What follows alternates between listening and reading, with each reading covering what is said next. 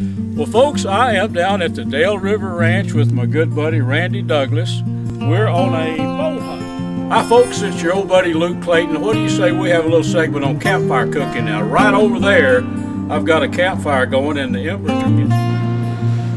In the studios of Double Nickle Taxidermy and Hunting Seat here in Texas.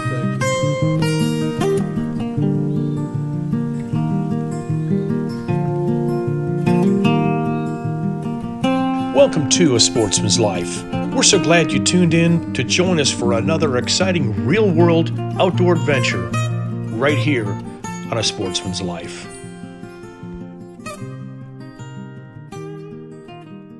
Well, folks, I am down at the Dale River Ranch with my good buddy Randy Douglas. We're on a bow hunt. And Randy, you know what? I don't care if we kill a turkey. Turkey would be good because if you price turkeys at the store lately, about $1.20 a pound. I think one of these wild Rio Grande turkeys or a doe or a great big buck. Yeah, you never know what we're going to see. So they're here. So. They're here. Folks, we're going to go and I guess we're going to hunt out of a blind over a feeder. And honestly, there have been lots of turkeys and there's been some good bucks come in there and does. Yeah. So we'll just see what happens. Just a meat hunt. A meat hunt or something with, you never know. With a rack as wide as this. We don't care. All right, folks, stick with us. We're going to head to a blind and see what we do. So hang with us. There it goes. Okay. Yeah, it's right.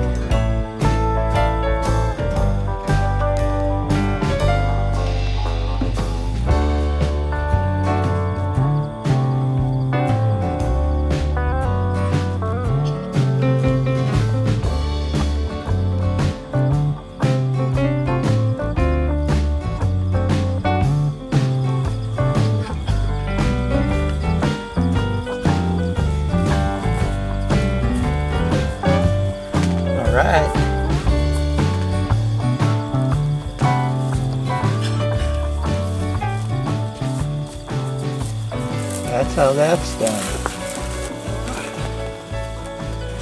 Thanksgiving turkey. Now let's try to get a deer.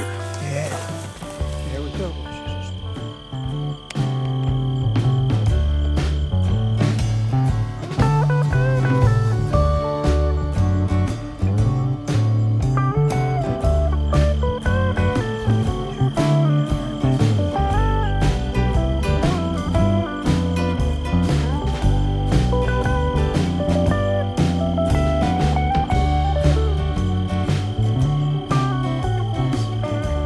Folks, the result of our bow hunt here. Randy, this is, if I'm not mistaken, this is the 7th or 8th turkey I've ever killed with a bow.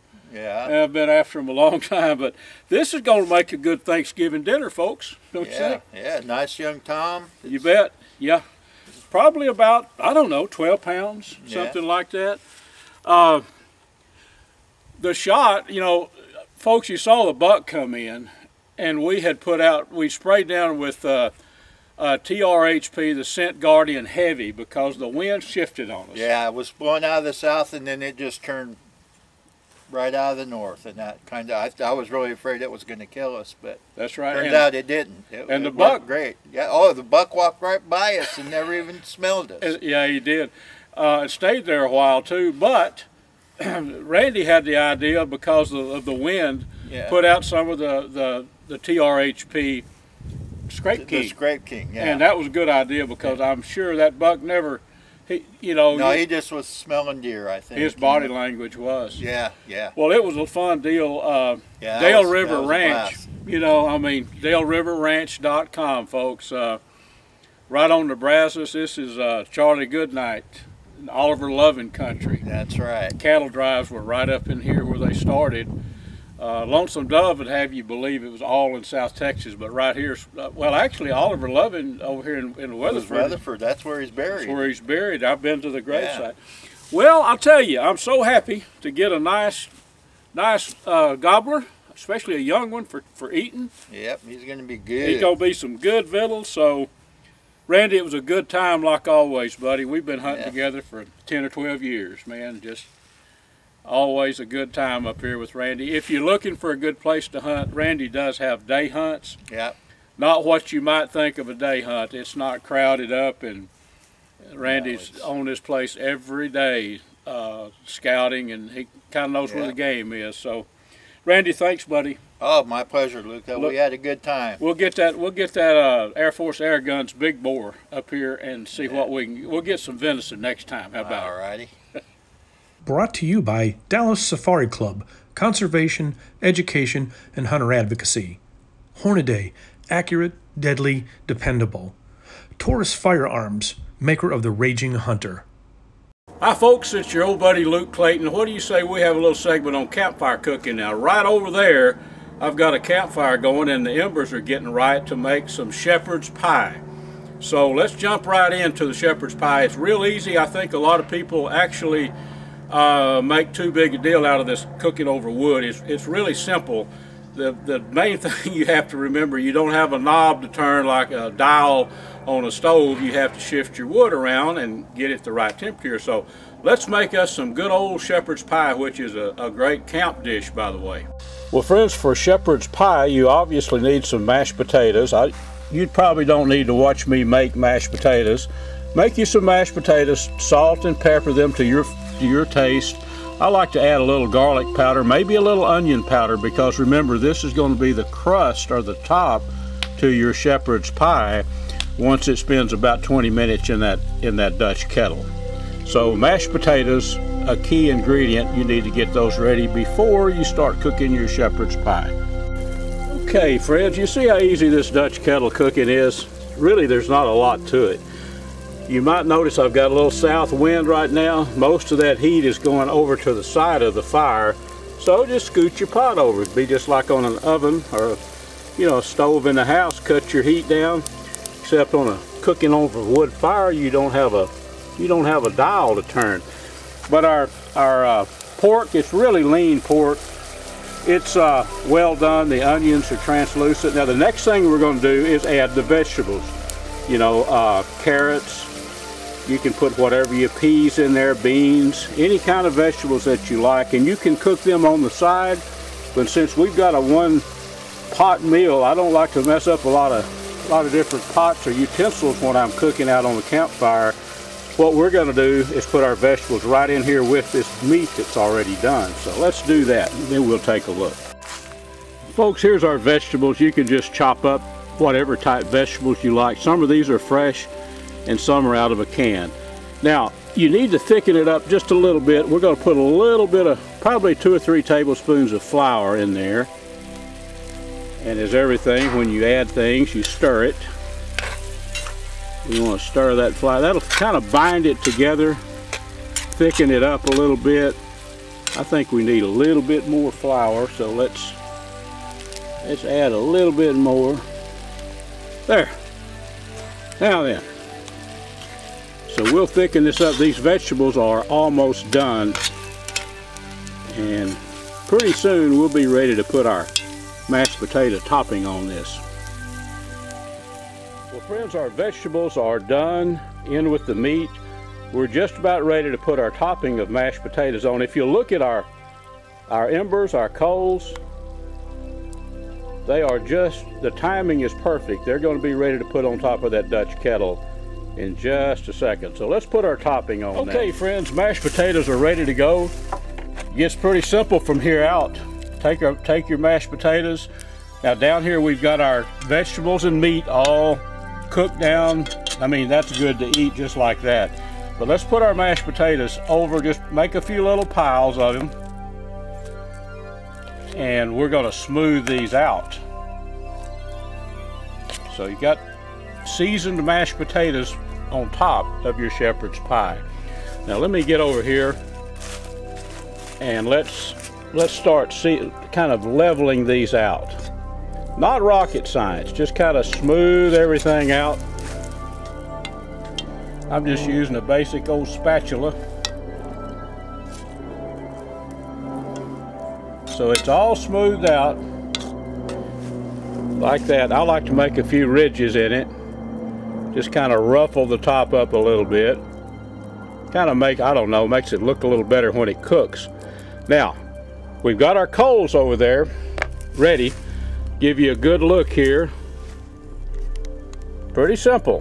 Let me smooth it up a little bit since I'm showing all of you my best, one of my best recipes. Smooth that up. Kind of push it down on the sides.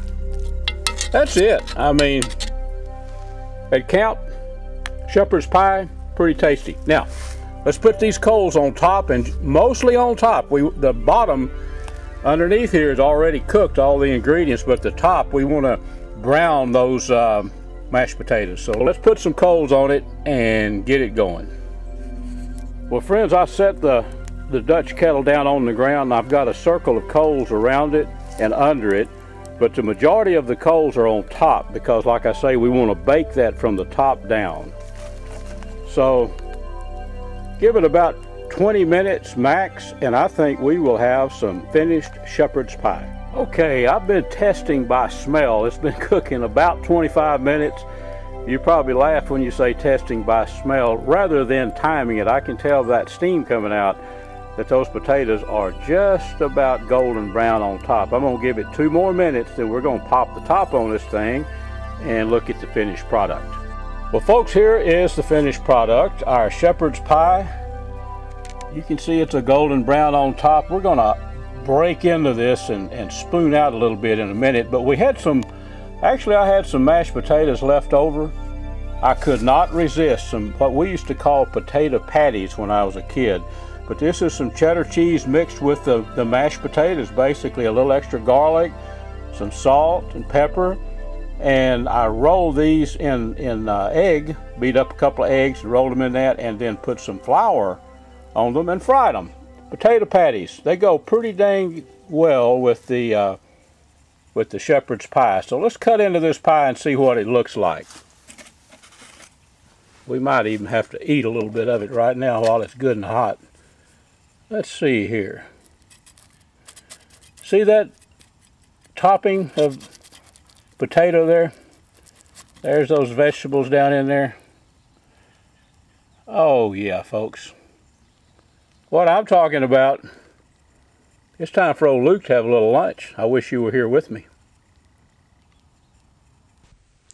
A Sportsman's Life is also brought to you by Air Force Air Guns, B&B Charcoal, Pyramid Air, Sightmark, Snap Block Hunting Blinds, Smokin' Tex, Striper Express, TRHP Outdoors, and Ultramatic Feeders. In the studios of Double Nickle Taxidermy, and hunting season here in Texas are wide open. John, you've been taking in heads now for a little while. What does the season look like so far? It's been really good so far this year. The deer, I think, have had plenty to eat this year. We've been blessed with rains, and as far as quality, looking really good. The numbers are good. Starting to cool off and feel like deer season finally. But right. But no, it's going really well. Have you seen very many of them like this big one right here so far? A few, yeah. A lot of times people will go shoot those big ones early on before they start fighting and busting their antlers. And so we get a lot of those big, high fence, typically deer that just impressive. Well, it does look like a good year, but it's been a good year for something else too. You have been working on a book for a while. We've talked about it a little bit on my podcast on the VSC's campfires. And now I understand it is ready. Is that right? It is, finally. Yes, here it is. We took about 6 months. I had no idea what I was doing or getting into, but now that it's done, it's been really neat to see people's reaction to it and read through it, and it's just been fun to be able to share our experiences here and my experiences and hopefully pass that on to other people interested in taxidermy. Well, I know there's taxidermy information in there, but there's also a few other things in there as well. There is. We tried to cover a little bit of everything. There's some humor in there, some stories that only a taxidermist could tell from over the past decade, kind of how we've gotten to where we're at now. Some advice for people kind of dabbling at different levels of taxidermy. So tried to make it broad and be available for people in all aspects of life, whether you're into taxidermy, you hunt, or you just want to try something new. Well, I'm going to pan around real quick, just kind of show the working area back here. This is not the showroom. We'll show the showroom some other time, but obviously a little bit of everything from Cape Buffalo to African lion to red stag to aoudad sheep to big white-tailed deer and a whole lot of other things in between. John, tell us what's the best way to get a copy of your book? You can get on our website, doublenickeltaxidermy.com. You can come by the studio here. We have copies available. You can find it on Amazon. Just type in Taxidermy Life, John Wilson, and it'll pull it up for you. Okay, but if they want to get a autographed copy, they can do so by going to what website? Our website here is doublenickeltaxidermy.com, all one word, and you can log in there and find it there. And it's Nickle, yeah, right? That's a long story there on that one. We'll do that one of these days. Yeah. John, thank you so very much. We'll be back with you here for too very long and see what everybody's brought in. Thank you.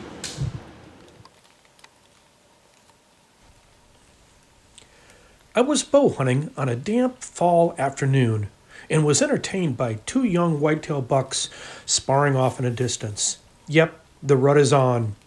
My goal on this hunt was to put some venison in the freezer for the upcoming winter. I spotted an older 7-point that I'd actually seen a few years in a row and decided if he came close enough, he would be my target buck and give me the venison I was looking for.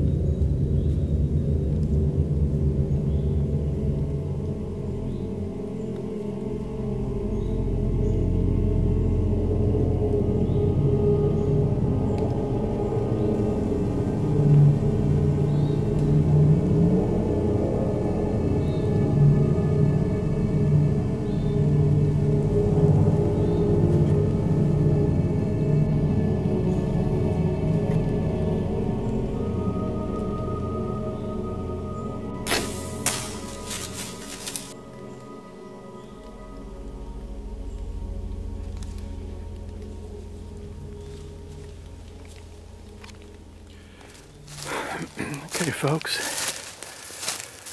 We got a luminoc right over here glowing. And a white belly off in the distance.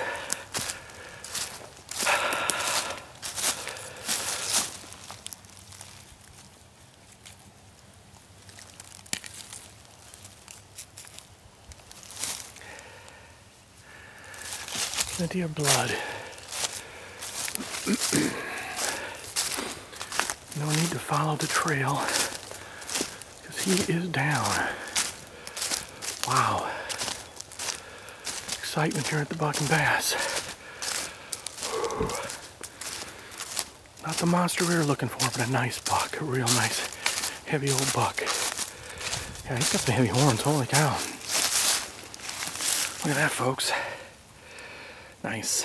Very nice buck. Tickled to death for having him. Look at how thick he is. Wow.